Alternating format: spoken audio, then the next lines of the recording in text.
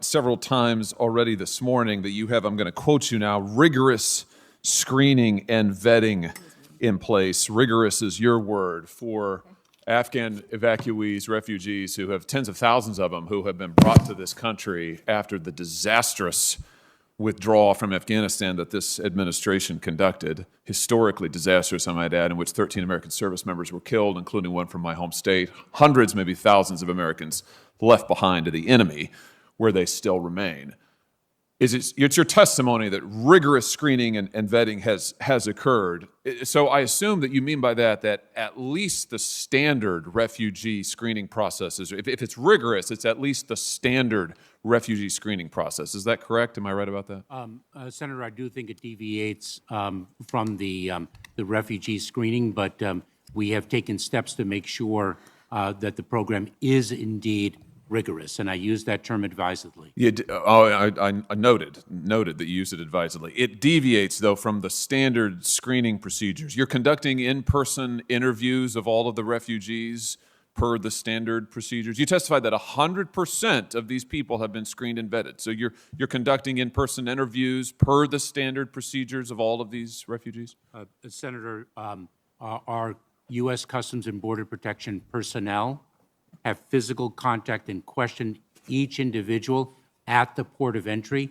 If there is any question with respect to that individual, any derogatory information or any question that bears on the individual's safety, the safety of the American people, that individual can be placed in secondary. Well, wait a minute. That's not my question. My question is, are you conducting the standard security procedure? Is the standard screening procedure for refugees is they are given an in-person interview to find out, for example, if they're a terrorist.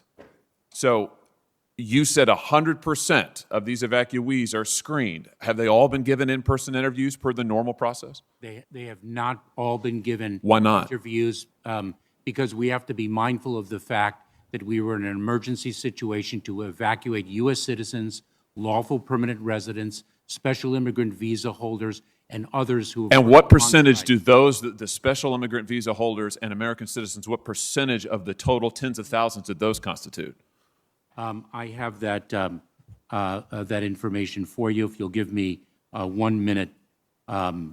The answer is it's an extremely small percentage. I mean, it's maybe a few thousand out of 60,000 who have come to this country. So my question is, why are you not conducting in-person interviews of the people who have been brought here to this country? Don't you think that's dangerous? I do not, Senator. I think that if, in fact, there is information adduced that gives any cause for concern, number one, the individual is not brought to the United States. Well, wait a minute. When you say that, I just want to be clear about this. When you say any information, you mean if they are already in our database as a terrorist or a criminal or a terrorist affiliate, right?